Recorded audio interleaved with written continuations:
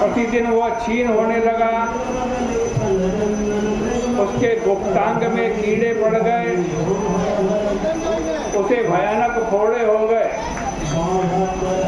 इस प्रकार कुछ दिन बीत गए।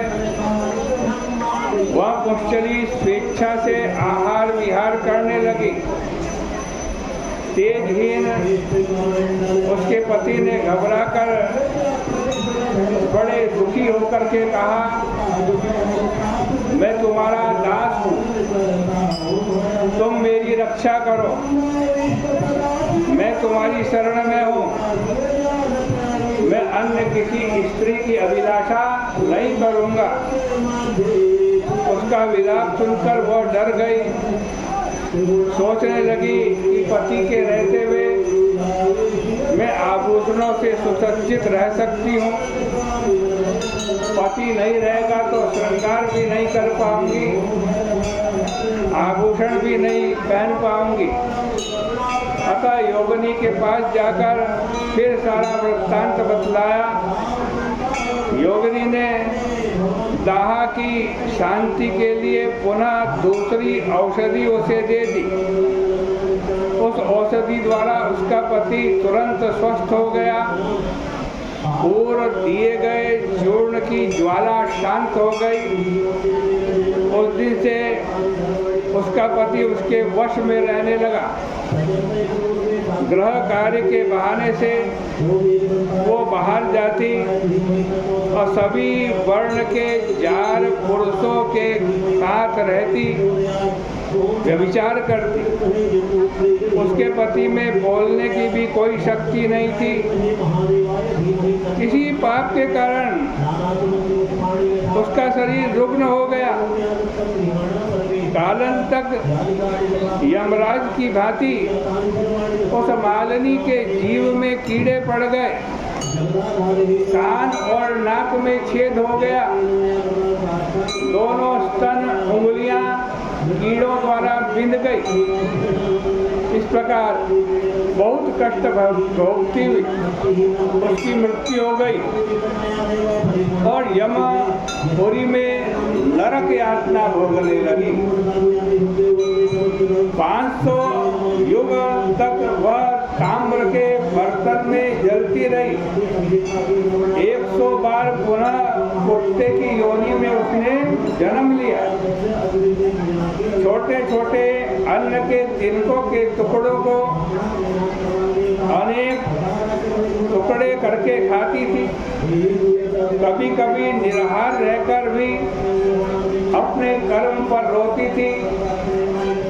उसके नाक कान कट गए थे, उसके सिर में कीड़े पड़ गए थे, पैर टूट गए थे, घर घर पीटी जाती थी। अंत में सौवीर देश में पद्मबंधु ब्राह्मण के घर में अत्यंत दुखपूर्ण अवस्था में कुटिया होकर के वो रहने लगी। उसके नाक कान पूंछ और पैर कट गए थे। उसके सिर तथा योनि में कीड़े पड़े हुए थे।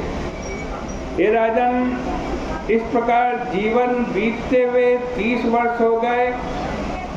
संयोग से मेष के सूर्य में वैशाख महीने के ये 5 दिन चल रहे थे।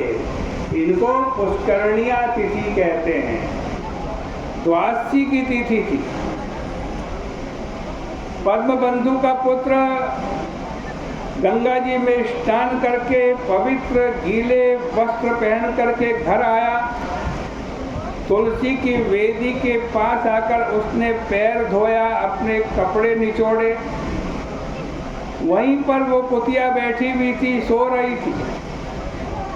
कुछ जल गंगा जी का उस कुतिया के ऊपर पड़ा। जैसे ही वो कुतिया उस जल से, गंगा के जल से भीगी, स्नान किया, उसके सब पाप नष्ट हो गए। तुरंत अपनी जाति का भी स्मरण हो गया। वह कुतिया अपने पूर्व जन्म के पापों को स्मरण करके बारंबार चिल्लाने लगी और कहने लगी, हे मुनि, मुझे बचाओ, अपने कर्मों को स्मरण करके वो भय से व्याकुल हो गई।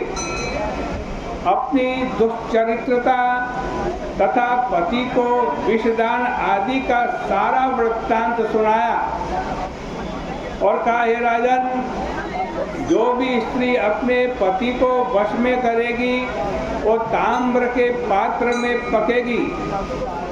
पति हो स्त्री के लिए पति गुरु के समान है, स्वामी है, परम देवता है। उसका अप्रिय करके स्त्री कैसे सुखी होगी? जो स्त्री अपने पति को वश में करती है वो 100 जन्म तक पशुओं तथा 100 जन्म तक कीटों की योनि को प्राप्त करती है। इसलिए हे ब्राह्मण, सर्वदा स्त्री को पति की आज्ञा माननी चाहिए। हे ब्राह्मण, आज मैं आपके सम्मुख उपस्थित हूँ, आप मेरा उद्धार नहीं करोगे तो फिर मैं नीच योनि में जाऊंगी।